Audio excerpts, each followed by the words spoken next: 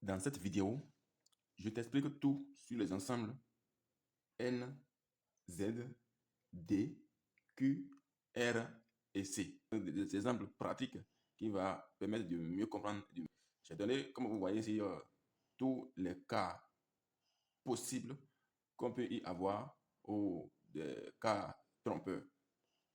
Alors, commençons très vite avec les ensembles N. N, c'est l'ensemble des nombres naturels. Ce sont des nombres utilisés pour compter. Par exemple, 2 mangues, 3 mangues, 4 mangues, 5 mangues. D'accord? Et s'il n'y a rien, on peut dire aussi 0 mangue. Donc, l'ensemble N commence par 0. Le premier nombre des ensembles N, c'est 0.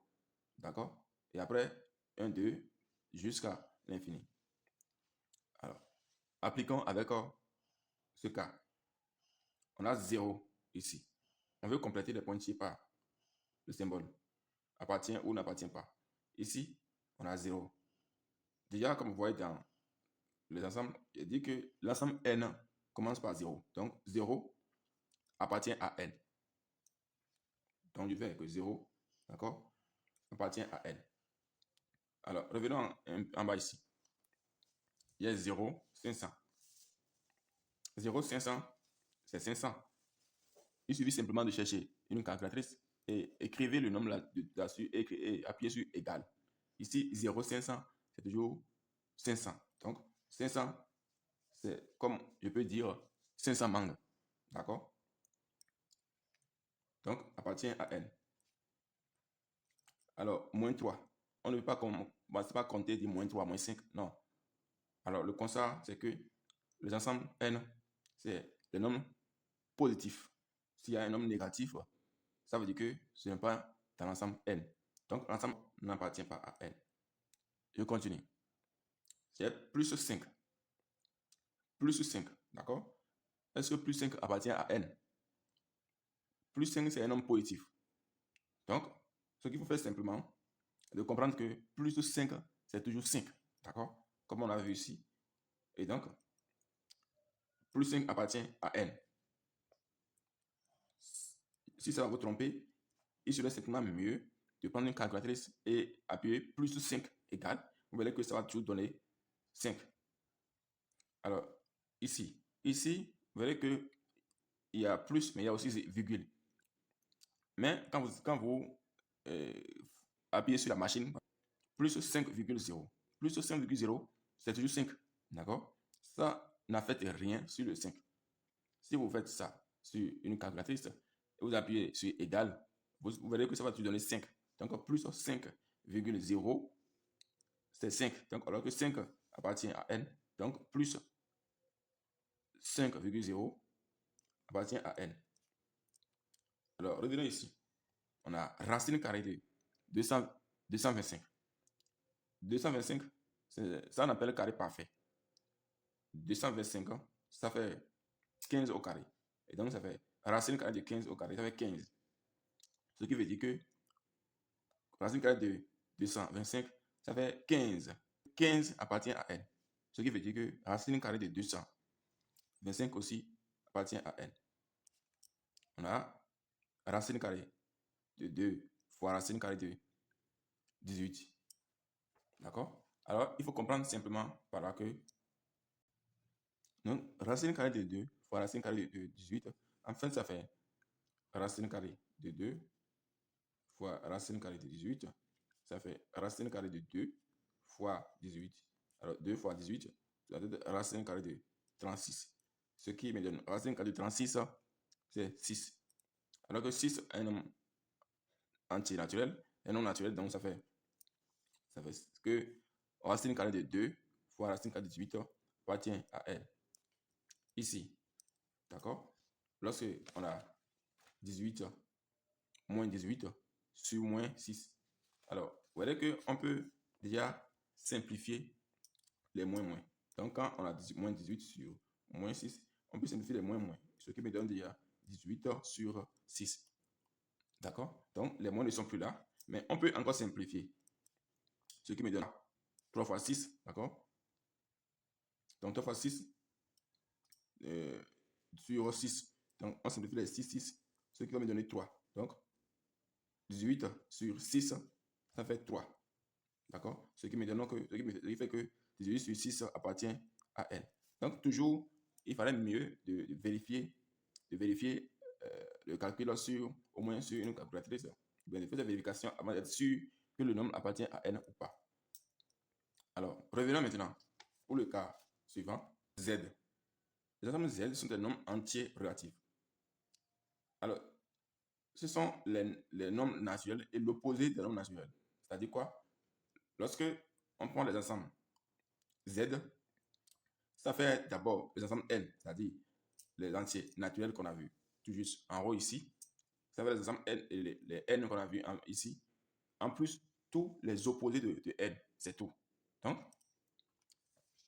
les ensembles z, ça fait déjà ici 0, 1, 2, 3, 4, 5.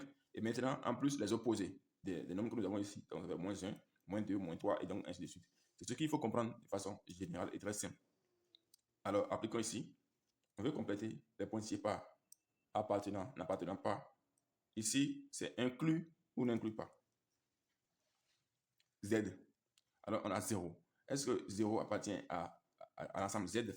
Oui, d'accord, parce qu'on a dit que c'est tous les entiers, c'est tous les nombres naturels. D'accord? Alors, 0 étant déjà un nombre naturel, donc ça fait qu'on peut dire clairement que 0 appartient à n. Revenons ici. On a 2,5 point n, point z. Alors, 2,5. Est-ce que d'abord 2,5 est un nombre naturel ou l'opposé de nombre naturel? Non, parce que les nombres naturels, il n'y a pas de virgule dedans. D'accord? Donc déjà que ça là, ce n'est pas un nombre naturel et ce n'est pas aussi l'opposé de nombre naturel. Donc on dira que n'appartient pas à Z. Donc 2,5 n'appartient pas à Z. On a moins 5. Moins 5, c'est l'opposé de 5. D'accord? Alors que 5 appartient à l'ensemble grand N. Voilà.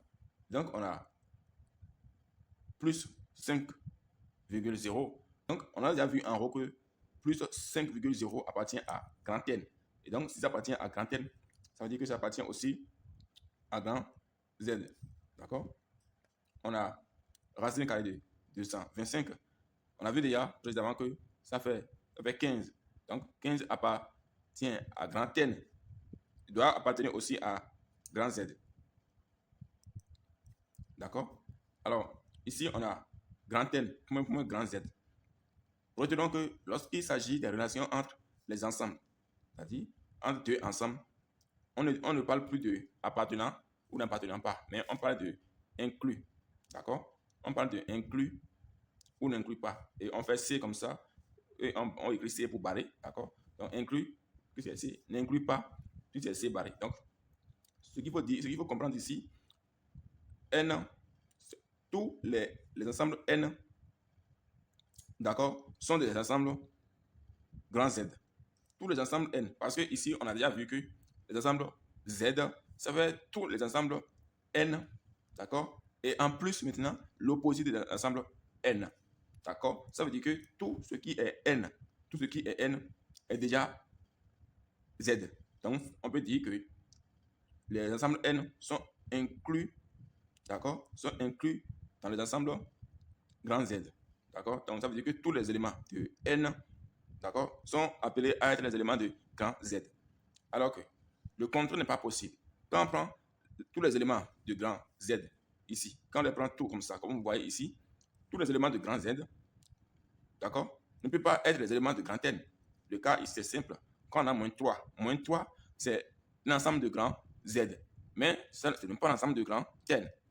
Donc, tous les ensembles Z ne sont pas inclus dans les ensembles grand N. Alors, on vient de finir comme ça avec les ensembles Z. Pour les cas des ensembles des nombres décimaux, c'est les grands D. Alors, grands D sont les ensembles des nombres décimaux. Ce qu'il faut comprendre, c'est simple. Ce sont des nombres qui ont une écriture décimale finie. C'est-à-dire quoi? lorsque j'ai A virgule B, d'accord, A virgule B, A virgule BC, A virgule BCD.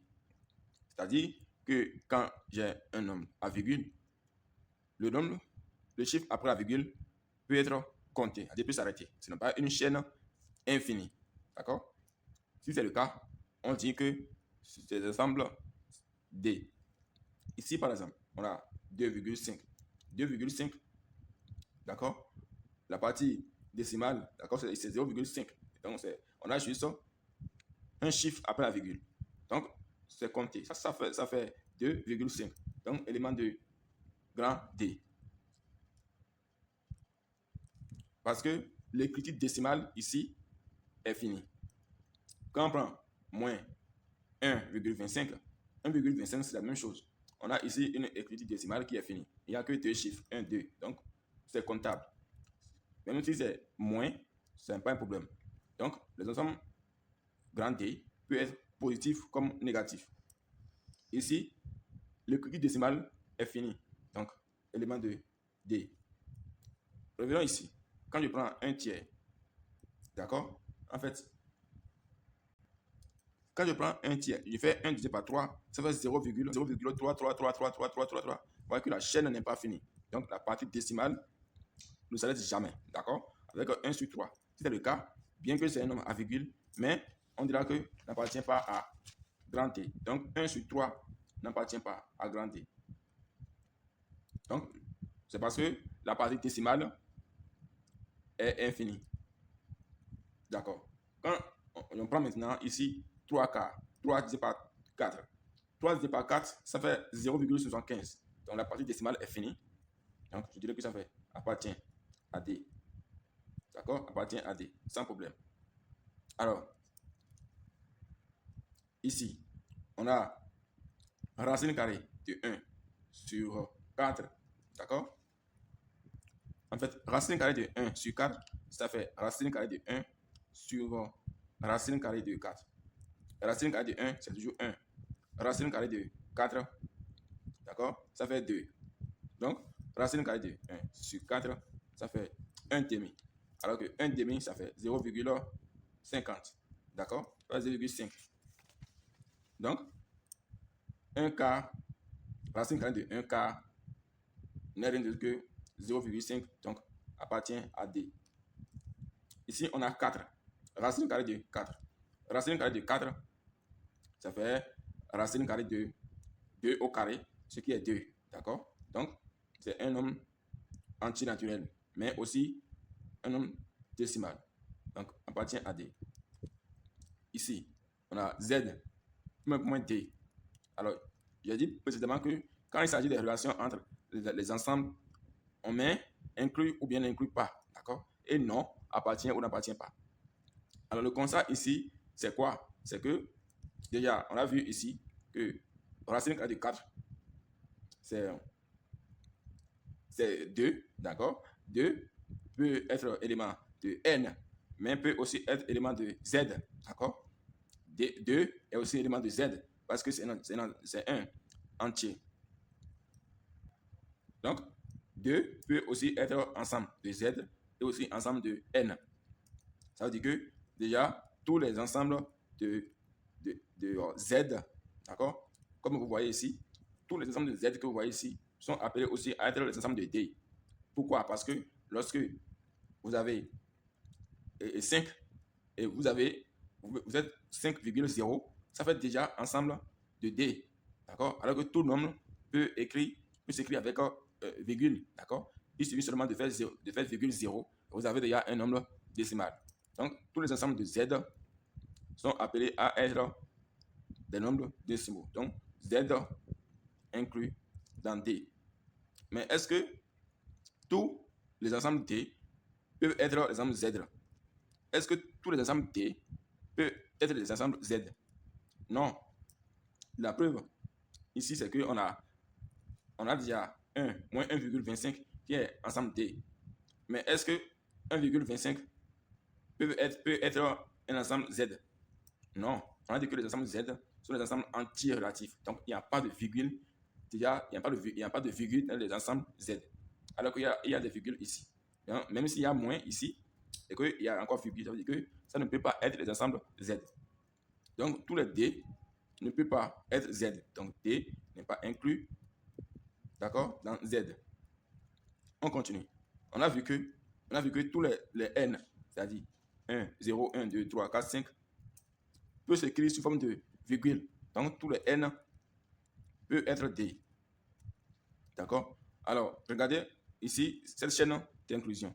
Donc, on peut, de ceci-là, on peut conclure que tous les ensembles N peuvent être, d'accord, les ensembles Z. De même, tous les Z peuvent aussi être les ensembles D. Alors que l'inverse n'est pas possible. D'accord? Alors, revenons maintenant avec les ensembles Q. Q, c'est les ensembles des nombres rationnels. Alors, ce sont des nombres qui peuvent s'écrire sous forme d'une fraction. Tout nombre rationnel a une écriture décimale finie ou périodique. On a deux cas de nombres rationnels.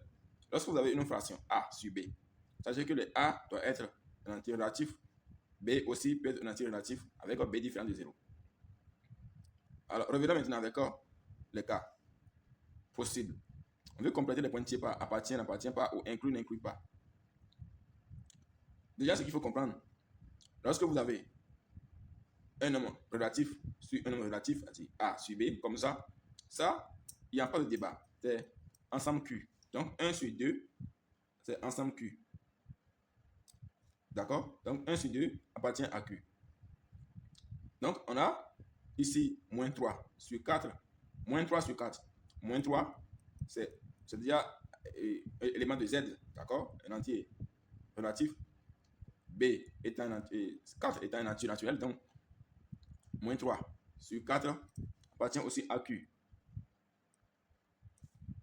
On a 0,25. On a 0,25. Donc, on a vu ici que le nombre rationnel, si vous faites le A sur B, vous devez comprendre que soit la partie décimale est finie, comme ça, comme on a le cas ici, deux chiffres après la virgule, c'est la partie décimale est finie, ou bien la partie décimale est infinie, mais périodique. Mais périodique, c'est-à-dire que vous avez le nombre après la virgule ne finit pas, mais ça fait souvent un nombre qui se répète, 3, 5, 3, 5, ou bien 3, 6, 3, 6, ou bien 3, 3, 3, 3. D'accord? Et donc, si vous avez des nombres de la partie décimale finie ou périodique, ça veut dire que ça appartient aussi à Q. C'est-à-dire quoi? Quand déjà on a 0,25, c'est la partie décimale est finie, donc appartient à Q. Et quand on a ici aussi 1 sur 3, 1 sur 3, ça fait déjà A sur B, d'accord? Tous le A appartient, le 1 appartient à Z, le 3 aussi appartient à Z, donc il n'y a pas de débat. Mais quand on fait aussi 1 sur 3, vous verrez que ça fait 0,33333. Donc, le chiffre, la partie décimale est périodique, appartenant à Q. Ici, la même chose. Quand vous avez racine carrée de 9 sur 16, d'accord? En fait, ça fait racine carrée de 9 sur 16, ça fait racine carrée de 9 sur racine carrée de 16. Ici, racine carrée de 9, en fait, ça fait 3. Racine carrée de 5, ça fait 4. Donc, ça fait 3 quarts. Donc, 3 quarts, c'est sous la forme de A sur B. Donc, appartient à Q. D'accord? Ça fait 3. Tout ceci, ça fait 3 quarts. Donc, 3 quarts appartient à Q parce que c'est déjà écrit sous la forme de A sur B. Alors, ici aussi, ça fait 7 sur 11. 7 sur 11, en fait, c'est écrit déjà sous la forme de A sur B. D'accord? Sous la forme d'une fraction. Donc, c'est sans débat. Ça fait élément de Q. D'accord? Mais quand on prend racine carrée de 2, est-ce que racine carrée de 2 appartient à Q? Non. Pourquoi? Parce que, mais c'est là où ça devient un peu plus compliqué. Parce que quand vous faites 7 sur 11, 0,63, d'accord? 0,63, donc c'est la partie décimale est périodique. Il y a une répétition dans le nombre de la partie décimale. Alors que ici, vous n'aurez pas ça. Vous n'aurez pas une répétition. Il n'y a pas une répétition dans la partie décimale. Dans ce cas, là, on peut dire facilement que racine carrée de 3 n'appartient pas à Q. Même chose pour racine carrée de 13. Donc, racine carrée de 13, ça donne 3,605 1, 2, 7, 5. Donc, il n'y a pas une répétition au niveau de l'écriture décimale. Donc, n'appartient pas aussi à Q. Maintenant, qu'est-ce qu'il faut constater entre l'ensemble D et l'ensemble Q? On a déjà vu que tous les ensembles D, comme on a le cas ici, 0,25, qui est aussi un élément de D, mais aussi un élément de Q. Donc, tous les éléments de D sont inclus dans l'élément de Q. Mais tous les Q, comme le cas ici, par exemple, ici, 1 sur 3, ça fait 0,3333, mais élément de Q, mais n'est pas élément de D. Donc, tous les Q ne peuvent pas être élément de D. Donc, on a la chaîne d'inclusion. Déjà, on va compléter avec ce qu'on a fait évidemment. Tous les N sont des Z, tous les Z sont des D, et tous les D, d'abord, sont des Q. Alors, les ensembles R.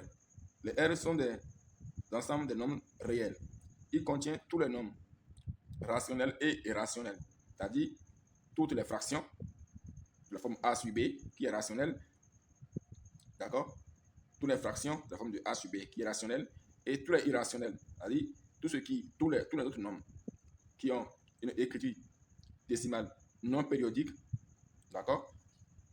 Aussi. Donc, ça veut les racines carrées et tout, pi et consort.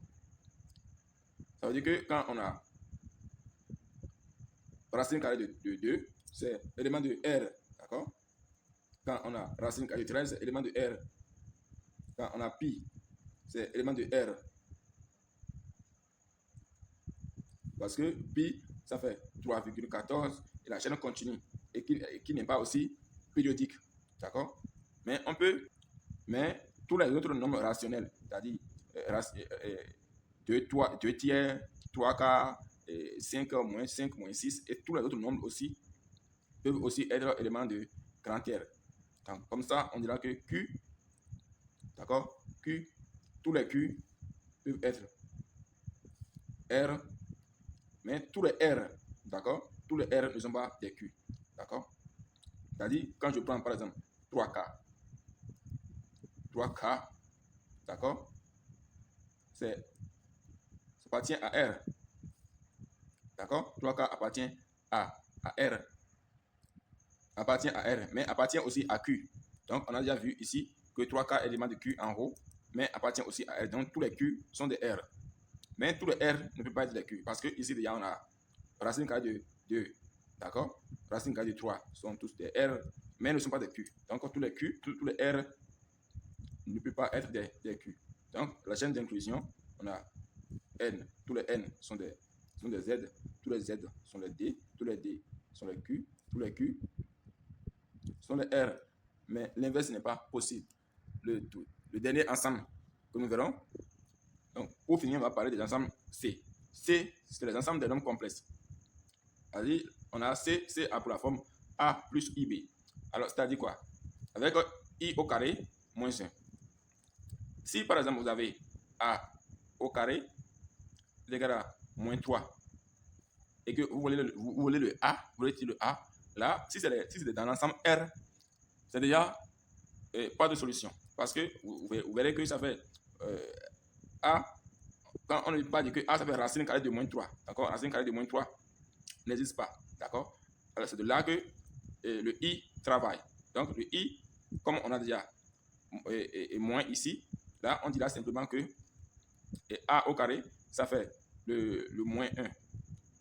Le moins 1 qui est I au carré. Donc, on dira que ça fait moins 1 fois 3. D'accord? Et donc, on dira que A au carré, ça fait moins 1, ça fait I au carré. Donc, ça fait I au carré fois 3. D'accord? C'est de là qu'on peut appliquer maintenant la racine carrée pour dire que donc A, ça fait racine carrée de 3i au carré. Et donc, c'est comme ça que les nombres complexes interviennent. Donc, sachez que lorsque vous avez un nombre sous la forme de A plus IB, c'est l'ensemble de nombres complexes. Mais si la partie I, partie imaginaire, qui est ici, qu'on appelle la partie IB, ici, n'existe pas, il n'y a pas, par exemple, ici, on a 1. Le 1, il n'y a pas I dedans, mais c'est toujours dans C, parce que c'est un nombre complexe où la partie là, la partie imaginaire là est égale à 0. Donc, ça fait le 1 est élément de C. D'accord? 3i, élément de C aussi. Donc, c'est un nombre complexe, donc la partie, le A est égal à 0. 2 plus I, élément de C aussi. Mais quand on a racine carrée de 2, c'est toujours encore élément de C. Donc, tous les nombres, que ce soit réels, R, N, D, Q, D, sont tous appelés à être des nombres complexes. De là, on peut dire simplement que nombres complexes, c'est leur patron. Donc, C et N. D'accord? Tous les N sont appelés à être Z, tous les Z sont appelés à être D, tous les D sont appelés à être Q, tous les Q sont appelés à être R, et tous les R sont appelés à être des nombres complexes. L'ensemble des nombres complexes, c'est ça qui est ici, un peu en gras, à ne pas mélanger avec les symboles d'inclusion.